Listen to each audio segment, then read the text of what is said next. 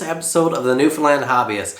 Boy, do we have a special episode of the start of a new project today, and that is the most elaborate knife build that I've ever attempted. And I'm saying attempted because it's going to be a tricky one, and it's for a very, very special event. Now this build is actually for a wedding ceremony, and it's going to be a very important part of the ceremony. You know, at weddings, you've probably seen it before if you've attended one, where there's something like the joining of two ceremony. So lots of times it's sand, or that used to be a tradition around here. There's two different types of sand. The bride and groom both pour into one jar. And then of course once they mix, they can't be separated again. Also seen, my cousin did a knot tying ceremony where they tied a couple different strands together and to symbolizing the joining of two.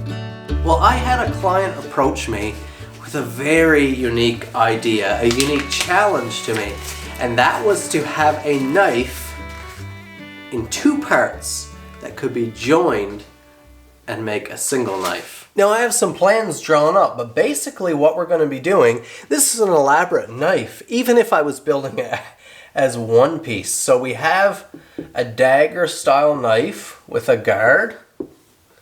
We have this exact same thing again, and it's going to laminate on its flat side. I'm hoping to use magnets to do that. And so the goal is for the groom to walk in wearing half of the knife and the bride to walk in wearing half of the knife. And once the ceremony happens, they join, and now the knife has become one. So the two halves become whole. Very honored to be part of this ceremony, but as you imagine, it's a lot of pressure. This has to be perfect.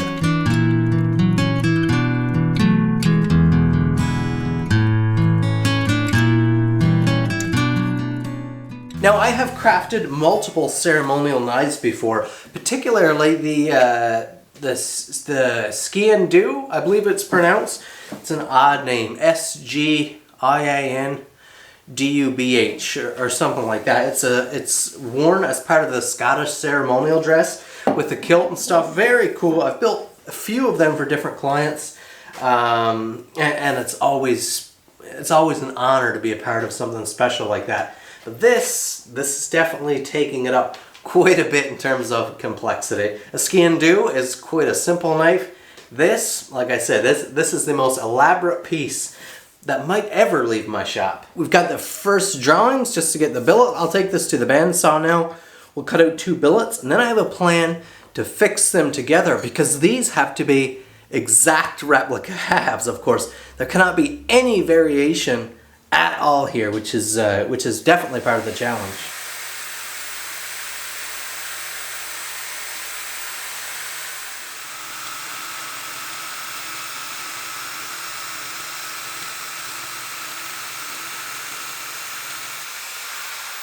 Now, the only way I think we're going to get this perfectly to match without having it put in a CNC machine and water jet cut, I'm going to choose two inconsequential places along the tang.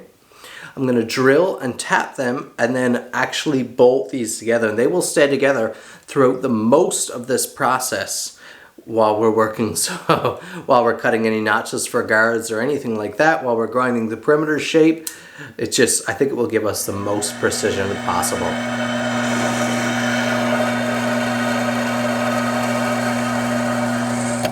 I can't believe I went years, actually up until just recently, without a tap and die set, and it has been so much fun to be able to make custom bolts if needed when I don't have access to something here in my little rural town, or to be able to tap something like this and fit components together, because sometimes you don't want to weld it.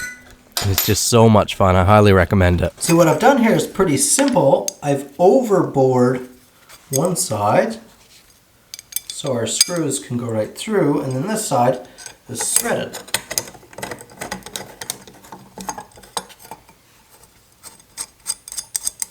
Now we'll snug this down.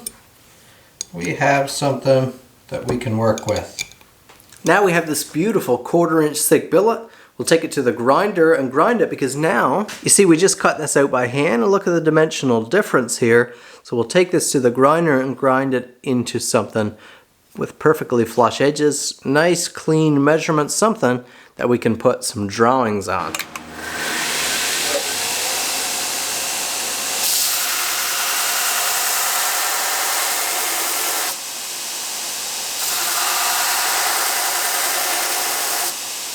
There we go, now we have something to work with. I snipped off the ends of those bolts, so at least we can lay it flat on the table and work it from this side now. We have the bolt heads on this side. I could have did something, chose a bolt where I could have recessed the head and done a whole bunch of extra work, but that's just not necessary. I can just work with this side on the table and we have a nice reference surface. Everything is kept snappy tight. Notice we can close that gap there pretty easily, which is encouraging in the case of wanting magnets to hold it together later on. But look at that nice billet hunk of 1/4 inch steel we have there to work with. King Canada has been bringing quality machinery, tools, and equipment to the North American market for over 38 years. They offer innovative products for all applications, for the industrial and commercial setting, as well as the homeowner and hobbyist. King Canada is a sponsor of the Newfoundland Hobbyist.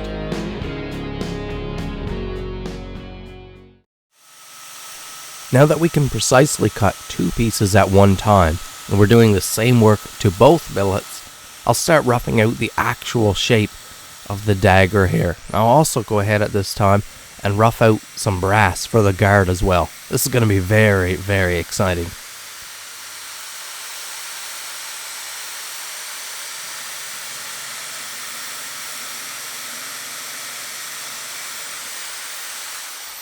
When you're building something where multiple pieces have to fit together like this and have to look pretty seamless, precision is key, and so we have to make sure all dimensions here are identical.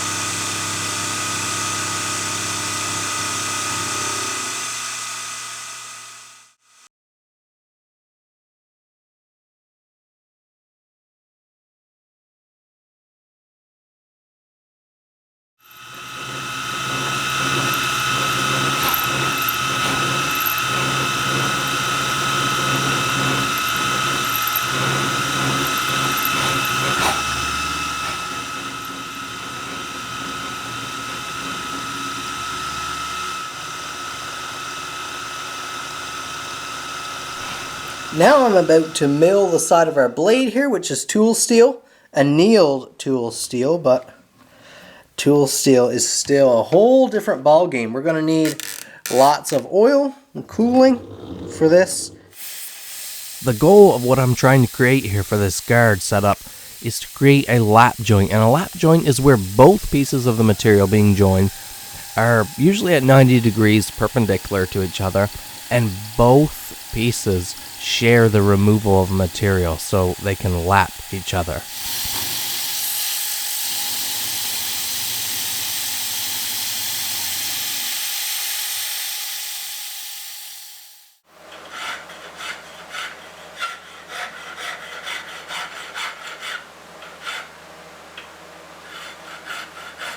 And that's a rough out of the guard design and fit up right there. We've got a bunch of more fine fitting to do, but that's our rough billet. You can see how they will mate when the blades join up. It's all coming out to plan so far. Now the next step I want to do here before I go to shaping the guard or anything, we are doing 3 pins in the center block of this guard here, and they're going to be sizable pins, and the 3 is to represent the joining of bride, groom, and the good Lord above. Right? A lot of times when the knot ceremony is the same thing, 3-stranded knot. Sometimes you mix 3 different types of sand, and here we have representation of 3 joined together. And back to the mill again. This particular project, would not have been possible without a milling machine.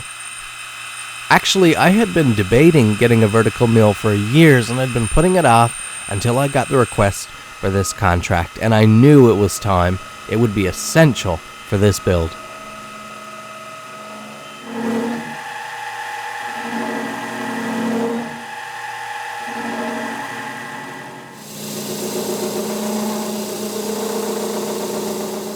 Now this is where we're at in the project. You can see I cut 3 notches on each end piece just to start in the guard shaping.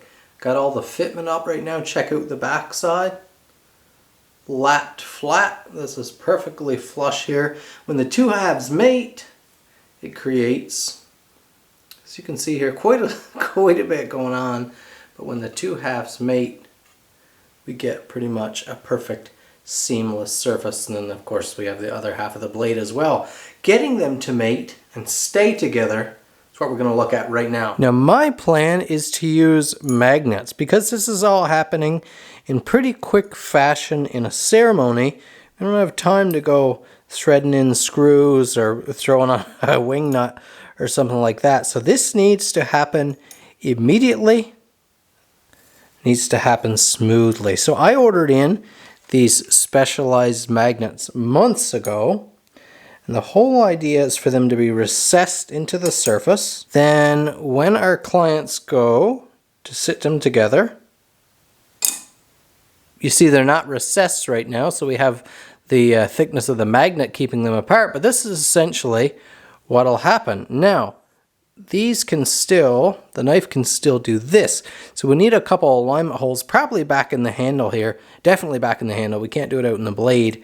But a couple alignment holes back here so that when it does go together, it aligns by itself. It kind of finds that place where everything is seamless. We're just stepping outside to work for a moment, guys. Look at this thunder shower here.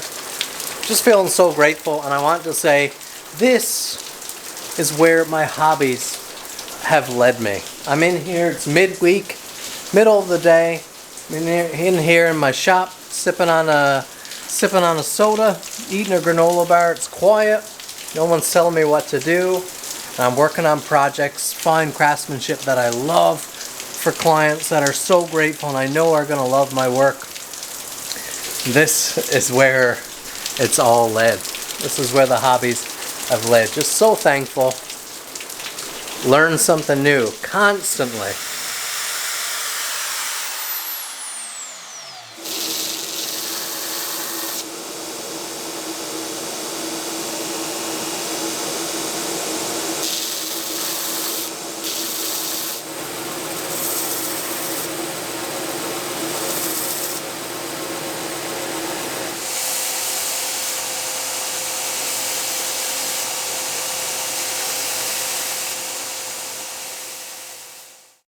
And now at this stage in the project, it's time to suit up.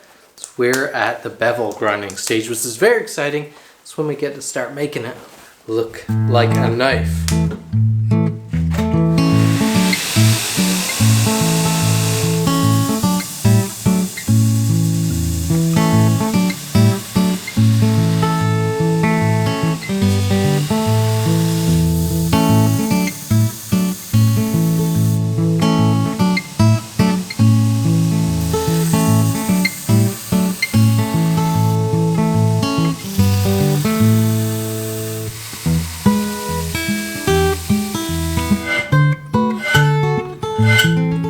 What a beast of a project. Let me take you over to the workbench and show you where we are. So we have everything here roughed in. Here are our 2 blade halves, which are lapped. They will have to be lapped later, but they fit very nicely together and will be pretty much, I'm hoping, pretty much seamless. The heat treat is the wild card. If we get any type of warping, could be a big problem for us. Now I've drilled out 3 holes here, and these will be for pins. Our guard here is rough carved. We still got a bunch of work to do, but have a look at that. Everything will be refined. We'll have some more facets on there and everything after, spot. That's as far as we need to take it right now for a heat treat.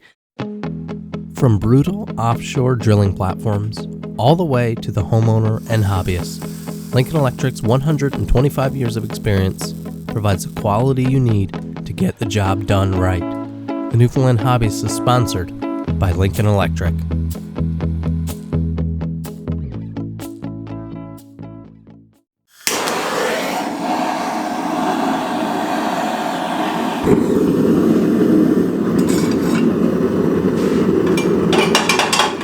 Now while the forge is warming up back here, let's have a talk about why this is such a scary part of the build. Notice that seam between the two blades. We want this, when they go together, to almost appear as one blade, pretty much seamless, just a fine line down the center, which is very difficult. Now, the heat treat process often causes some degree of warping, and it's always along this flat dimension.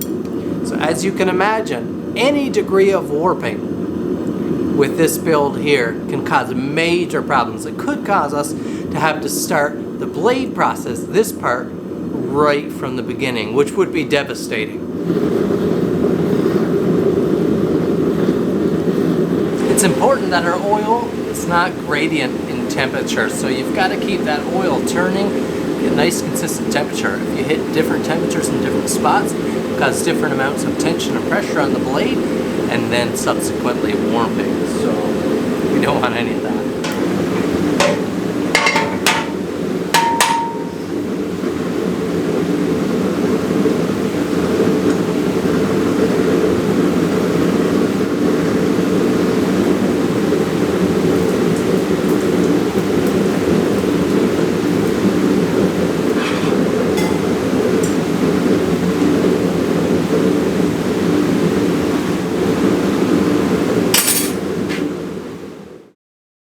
There we go. Look at those beautiful heat treat colors.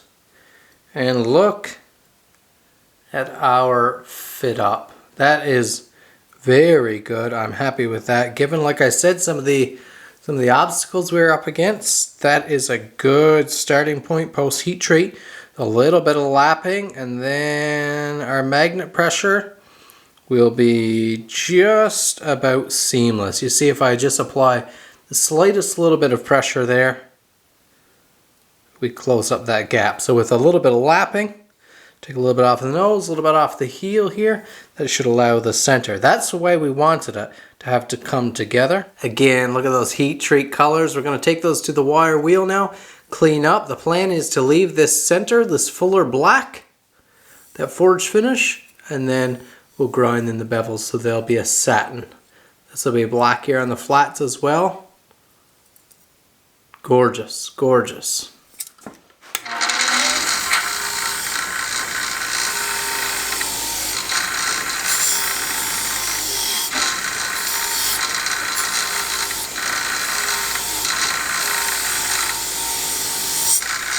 Flapped to quite a seamless finish there now. Very happy with it.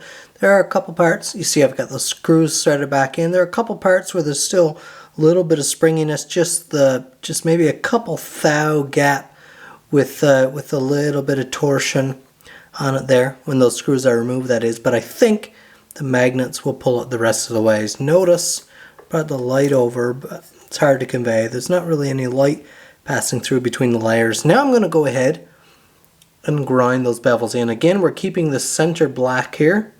We're grinding those bevels into a satin finish. Notice we have a little more thickness here. That's to help us get through heat treat. But we'll grind that in now to almost an edge. And then any edge will be hand finished on the stones.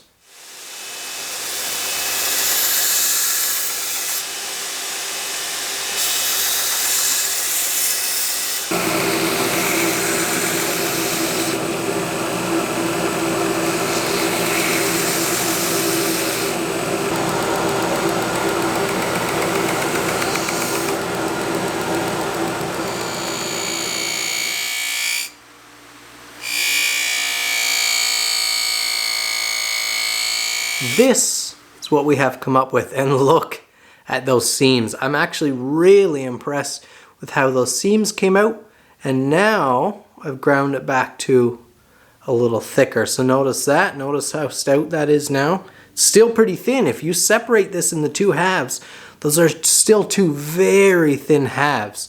I've peened the bolsters on either side of the tang here now. I'm going to start mapping out a design. I'm going to start with the Dremel. Yes, dear?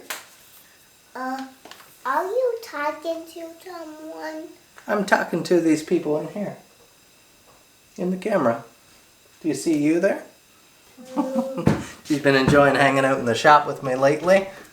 But I'm going to start roughing out in brass here a design I want to do. Kind of like an old-fashioned design, but I think it'll look really classy. I'm just going to rough it in with the Dremel here, and then we'll refine it with files and stuff. Okay, got your glasses on? You ready?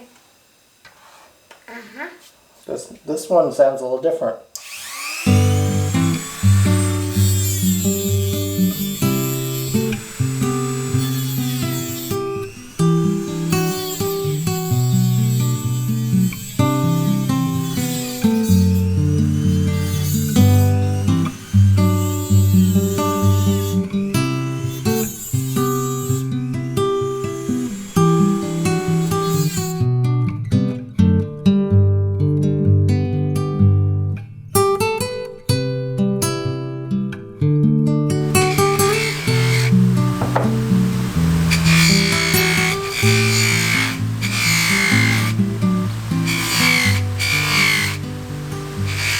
Still have to work in the sides here. They're unfinished. Do that after our handle scales are added, but that is the look on the face, which is exactly what I was looking for. Kind of that rich European kind of styling. And I did it right to that last pin, so it almost looks like it kind of buds from that pin that'll go in there. This is actually ancient bog oak, a little over 5,000 years old, lab dated and certified. The certificate will be provided with this piece. Just exquisite, subtle, dark, just very, very beautiful. But we're going to glue these on, and the concept I've come up with, one side of the knife, this side here, the holes are slightly overboard, and the pins in the handle won't actually reach the outside. Now this knife here has been drilled to proper 3/16. We'll have a protrusion, something like that. So when the handles go together, that pin can sit inside. So alignment, we don't have to worry as much for the bride and groom getting it perfectly lined up on the day. That'll help get it, just kind of let it fall into place where it should be.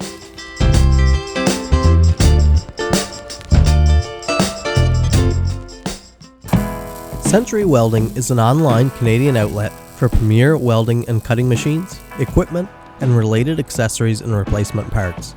Shop for your welding machines and accessories, consumables, and even your safety apparel.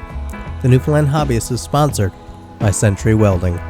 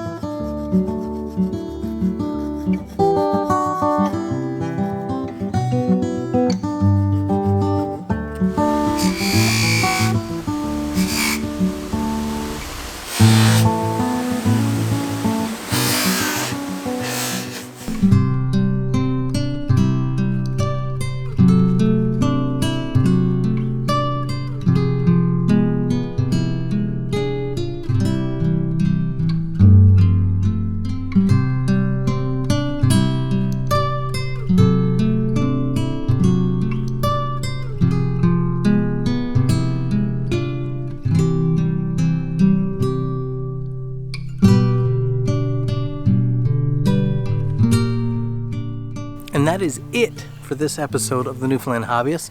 But don't think that's it for this project, because we still have an extensive amount of leather work and the final touches on this beauty coming next week. so you won't want to miss it. Make sure you come back. Thanks so much to you, the audience, for watching. I want to give a huge shout out to my sponsors. If you can support them, if you have need for the products or services they provide, I'd really appreciate if you'd support them because they support me. Hope you enjoyed this episode. Make sure you come back next week to the Newfoundland Hobbyist.